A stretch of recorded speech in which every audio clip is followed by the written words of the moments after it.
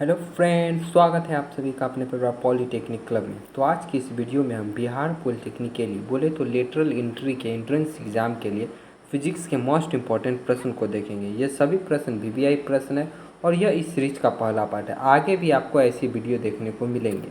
अगर आप इन सभी प्रश्नों का PDF चाहते हैं तो आप टेलीग्राम चैनल को ज्वाइन जरूर करें, लिंक आपको डिस्क्रिप्शन बॉक्स में मिल जाएगा। तो चलिए हम लोग शुरू करते हैं अपने इस सेशन को।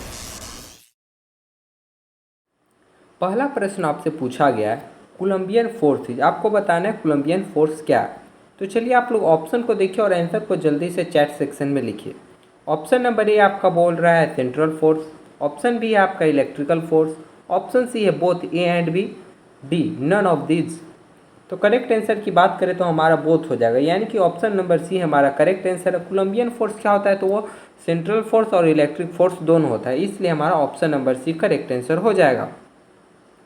प्रश्न नंबर 2 में आपसे पूछा गया परमिटिविटी ऑफ फ्री स्पेस। आपको परमिटिविटी ऑफ फ्री स्पेस बोले तो इसकी वैल्यू की बोले तो इसका आपको वैल्यू बताना है। तो चलिए ऑप्शन को देखिए। ऑप्शन ए आपका करें 9 × 10⁻⁹ फैराडे पर मीटर, 8.85 × 10⁻⁻19 कूलम। ऑप्शन सी आपका कह रहा है 8.85 × 10⁻⁻12 फैराडे पर मीटर। ऑप्शन डी आपका कह रहा है 8.85 × 10⁻⁹ फैराडे पर मीटर। तो सबसे पहले इस प्रश्न से आप ध्यान दीजिए कि परमिटिविटी ऑफ फ्री स्पेस बोला है तो उसका ऐसा यूनिट क्या होता है, तो उसका ऐसा यूनिट हमारा हो जाता है फैराडे पर मीटर, यानी ऑप्शन नंबर बी तो हमारा होगा ही नहीं क्योंकि इसका यूनिट ही गलत दिया गया। तो करेक्ट आंसर से जल्दी से आप लोग चैट सेक्शन में लिखिए कि इसका करेक्ट आंसर क्या होगा। तो प्रश्न नंबर 2 का हमारा करेक्ट आंसर हो जाएगा ऑप्शन नंबर सी। बोले तो 8.85 × 10⁻⁻12 फैराडे पर मीटर होता है। आप इसके एसआई यूनिट को भी याद कर ले, हो सकता है आपको इसका वैल्यू ना पूछ के इसका एसआई यूनिट ही आपसे पूछ लिया जाए। तो नेक्स्ट प्रश्न में देखते हैं हमसे क्या पूछा गया है। प्रश्न नंबर 3 हमारा कह रहा है 1 coulomb charge is equal to, हमें बताना है 1 कूलम चार्ज कितना के बराबर होता है। तो चलिए ऑप्शन को हम लोग को देखते हैं। ऑप्शन आपका बोला गया है, option A 3 × 10⁹ ESU। Option B है 9 × 10⁻9 ESU। ऑप्शन सी है 8.85 × 10⁻⁻12 ESU। ऑप्शन डी है नन, यानी कि इनमें से कोई नहीं। तो करेक्ट आंसर हमारा यहाँ पे हो जाएगा ऑप्शन नंबर ए, यानी कि 3 × 10⁻9 ESU। 1 coulomb charge is equal to 3 × 10⁻9 ESU। तो अब हम लोग प्रश्न नंबर 4 को देखते हैं। प्रश्न नंबर 4 में आपसे पूछा गया Van de Graaff generator is used for. Van de Graaff generator आप लोग पढ़े होंगे। अब बताना है कि आप लोग इसका उपयोग क्यों करते हैं, किस चीज़ के प्रोड्यूसिंग में। तो ऑप्शन को देखिए। ऑप्शन आपका बोला गया हाई करंट के लिए उपयोग करते हैं, या फिर हाई वोल्टेज के लिए, या फिर हाई पावर के लिए, या फिर हाई कैपेसिटी के लिए। तो जल्दी से आप लोग इसके सही आंसर को चैट सेक्शन में लिखिए। करेक्ट आंसर की बात की जाए तो हमारा यहाँ पे हाई वोल्टेज हो जाएगा, क्योंकि हम लोग वाइंडिंग रैप जनरेटर हम लोग हाई वोल्टेज जब प्रोड्यूस करना होता है तभी हम लोग इस जनरेटर का उपयोग करते हैं। प्रश्न नंबर 5 को देखते हैं हम लोग क्या पूछा गया। प्रश्न नंबर 5 में करा दी electrical field intensity inside the hollow spherical charge conductor is. तो जल्दी से इसके ऑप्शन को देखिए और आंसर आप लोग कमेंट करिए। तो inside the hollow spherical charge conductor का जो हो जाएगा ना, वो हमारा 0 हो जाएगा, क्योंकि स्फेरिकल के अंदर की बात की जा रही है, इनसाइड की, इसलिए हमारा correct answer option number B यानी कि 0 होगा। यदि आपका भी ऑप्शन बी था तो आप बिल्कुल सही जवाब दिए हैं। तो हम लोग आगे बढ़ने से पहले कहना चाहते हैं, अगर अभी भी आपने दोस्तों इस चैनल को सब्सक्राइब नहीं किया तो सब्सक्राइब कर ले, क्योंकि यहाँ पर बिहार पॉलिटेक्निक लेटरल एंट्री या फिर बिहार पॉलिटेक्निक एंट्रेंस एग्जाम दोनों की तैयारी बिल्कुल फ्री आपके हमारे चैनल के माध्यम से हो जाएगी। और PDF के लिए फ्री में आप हमारे टेलीग्राम चैनल को ज्वाइन कर सकते हैं, वहाँ पर आपको सभी PDF फ्री में मिल जाएगा।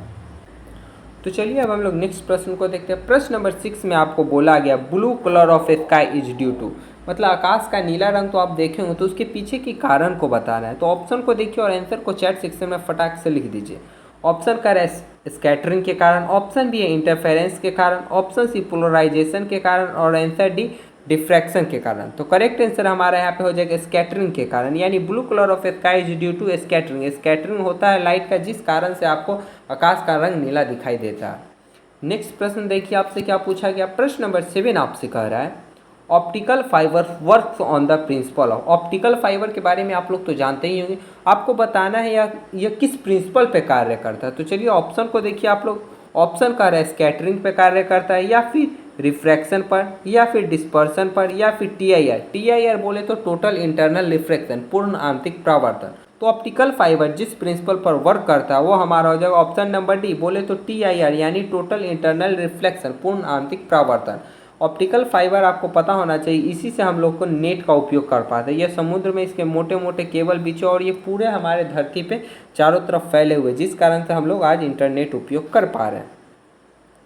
फिलहाल हम लोग प्रश्न नंबर 8 को देखते हैं। प्रश्न नंबर 8 में बोला गया है the phenomena in which electrons are emitted from some metal surface when light fall on them is known as. आपको बताना उस पर लाइट फॉल्स कर रहा है तो इस फेनोमेना को क्या कहेंगे कि वहाँ से इलेक्ट्रॉन निकल रहा है। ऑप्शन आपका है, उसको हम लोग फोटो इलेक्ट्रिक इफेक्ट बोलेंगे या फोटोग्राफी बोलेंगे या फोटोसिंथेसिस बोलेंगे या नन ऑफ दी। ये दोनों तो होने से रहा नहीं। और अगर ऑप्शन नंबर ए देखिए तो आपको पता चल जाएगा कि यहाँ पर क्या हो रहा है। तो यहाँ पर फोटो इलेक्ट्रिक इफेक्ट में ही हम लोग को ऐसा फेनोमेना देखने को मिलता है, यानी करेक्ट आंसर हमारा ऑप्शन नंबर ए हो गया।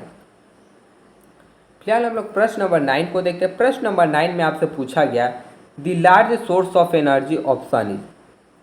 सन के जो एनर्जी का सोर्स है उसको बताना है वो किस कारण से है। तो देखिए ऑप्शन को पढ़िए और आंसर को चैट सेक्शन में लिखिए। न्यूक्लियर फ्यूजन के कारण या न्यूक्लियर फिजन के कारण या बोथ दोनों के कारण या नॉन ऑफ दिस या इनमें से कोई नहीं।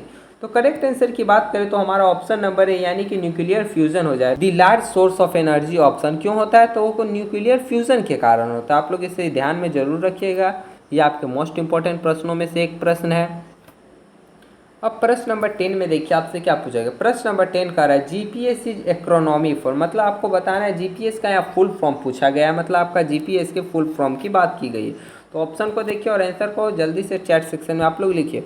ऑप्शन ए आपका कह रहा है global positioning system, option B कह रहा है global positioning of satellite, option C है gross product of sugar, option D है नॉन ऑफ दिस। तो करेक्ट आंसर हमारा हो जाएगा ग्लोबल पोजिशनिंग ऑफ सिस्टम, यानी ऑप्शन नंबर ए हमारा करेक्ट आंसर है। अगर आप लोग भी इसका आंसर ऑप्शन नंबर ए दिए तो बिल्कुल सही दिए। तो इसी तरीके से दोस्तों हमने 10 प्रश्नों को देख लिया। ये 10 प्रश्न आपके मोस्ट इंपॉर्टेंट थे। इसके PDF के लिए आप टेलीग्राम चैनल ज्वाइन करें। और यह वीडियो आपको पसंद आया तो आप बताएं कि आपको यह वीडियो कैसा लगा, और अपने दोस्तों के साथ भी इसे शेयर जरूर करें। और जाते जाते एक प्रश्न का आंसर देते जाएं। आप बताएं कि www का फुल फॉर्म क्या होता है। आप लोग इसे कमेंट बॉक्स में लिखते हुए जाएंगे।